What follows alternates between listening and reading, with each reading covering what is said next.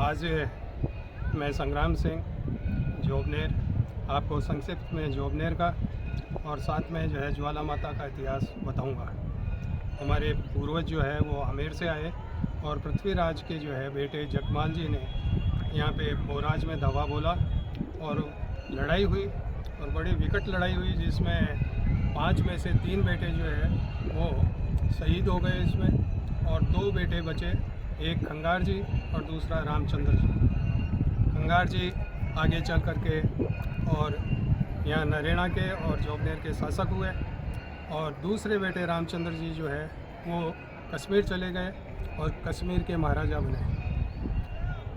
यहाँ पे कहते हैं ज्वाला माता का मंदिर जो है चौहान काल का है और बहुत ही पुराना मंदिर है, लेकिन इसका छोटा स्वरूप था। फिर जब हमारे पूर्वज यहाँ 1554 में जोबनेर जीता और खंगार जी को सपने में जो है दर्शा हुआ माताजी महाराज का, और उन्होंने आदेश दिया कि एक बड़ा मंडप जो है मेरे यहाँ पे मंदिर पे बना। इसके अलावा उन्होंने दूसरा हुक्म ये दिया कि लखी मेला जो है हर साल मेरे यहाँ पे भरवा। खंगार जी ने जो है ये स्वीकार किया। एक बड़ा सा मंडप यहाँ पे बनाया गया ज्वाला माता के मंदिर पे, और लखी मेला जो है वो हर साल भरता है।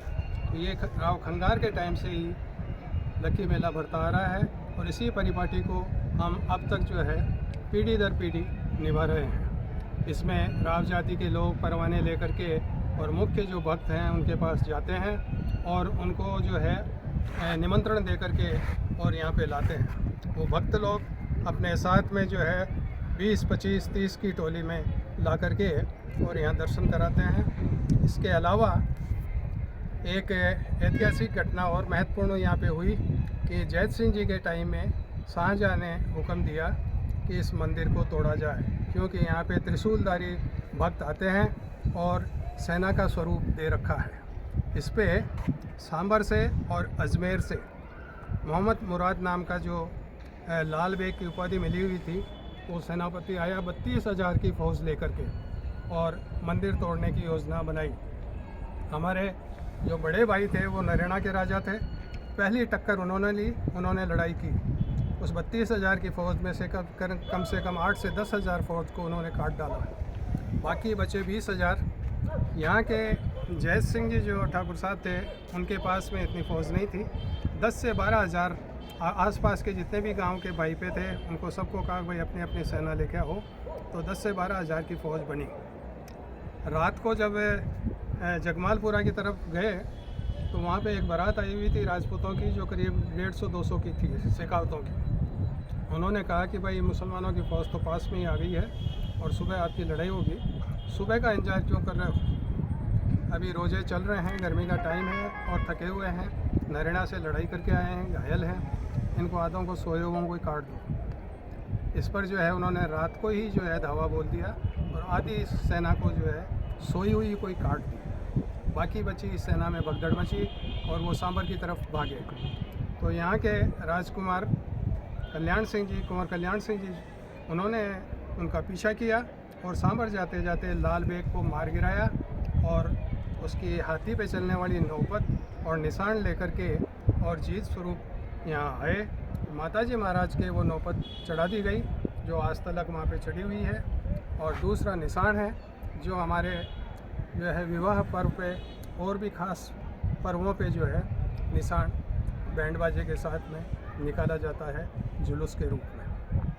आज के दिन तेरस का दिन है। हम लोग माताजी महाराज के नई पोशाक चढ़ाते हैं और राज परिवार की तरफ से नया छतर जाता है और जो है उनका श्रृंगार होता है, नई पोशाक जाती है और मुकुट जाता है। ये सब सोने के बने हुए हैं और आज ये चढ़ाए जाएंगे और धूमधाम से बैंड बाजे से अभी हम ये सवारी लेकर के जाएंगे।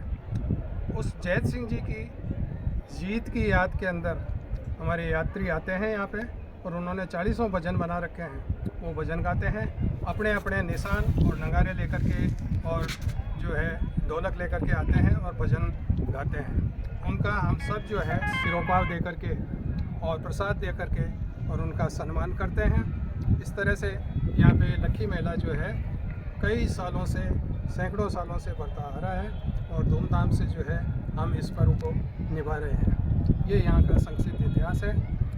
दूसरा है कि ये किले जो हैं, ये तो बाद में जब मराठों का जो है प्रादुर्भाव हुआ और वो लूटपाट ज़्यादा करने लगे तो उसकी रक्षा, पब्लिक की रक्षा के लिए जो है ये किले बनाए गए थे। और दूसरा जो अमीर का पिंडारी था, जिसको बाद में टोंक का नवाब बनाया गया, और वो भी काफ़ी लूटपाट करता था, तो उससे बचने के लिए किले जो है यहाँ के ठाकुरों ने बनाए। 4 किले बने हुए थे। बाद के वर्षों में जयपुर से भी लड़ाई हो गई, 2 किले हमारे टूट गए और 2 मौजूद रहे। यहाँ पे मेरे दादा रावल नरेंद्र सिंह जी ने एग्रीकल्चर, ये कृषि कॉलेज बनाया और 1947 में ये बनाया गया। उसके पहले मेरे परदादा राज ऋषि करण सिंह जी ने यहाँ पे एंग्लो वैदिक हाई स्कूल की स्थापना की और दयानंद सरस्वती के हाथ से उसकी नींव रखवाई और तब से ये जो है शिक्षा की नगरी कहलाती है।